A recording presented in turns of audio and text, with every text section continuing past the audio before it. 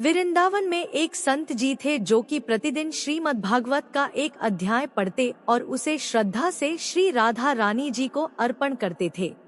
बहुत वर्षों से वह लगातार इस नियम का पालन कर रहे थे। कभी ऐसा नहीं हुआ था कि उन्होंने श्री राधा रानी को भागवत का अध्याय न सुनाया हो।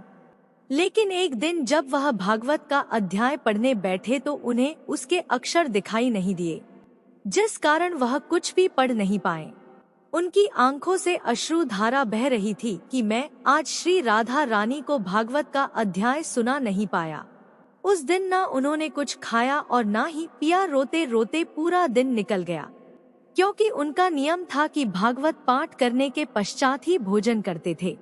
रात को एक छोटा सा बालक उनके पास आया और पूछने लगा कि बाबा, आप क्यों रो रहे हो?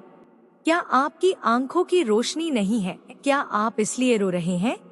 संत कहने लगे कि नहीं बेटा, मैं तो इसलिए रो रहा हूँ कि आज मेरा नियम टूट गया कि मैं राधा रानी को भागवत कथा नहीं सुना पाया।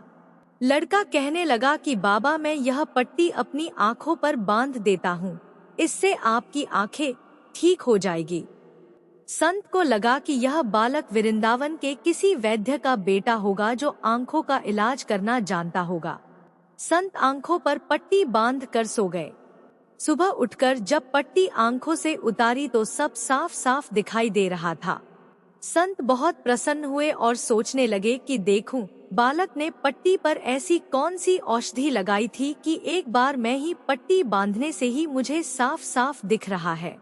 संत जी ने जैसे ही पट्टी पर नजर दौड़ाई, उस पर राधा रानी का नाम लिखा था।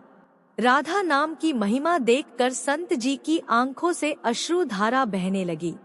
संत जी कहने लगे कि किशोरी जी, आपके नाम की महिमा अपरंपार है। आपने जो मुझ पर यह कृपा की है, लगता है मेरे मुख से भागवत पाठ सुनकर आपको भी आनंद आता है।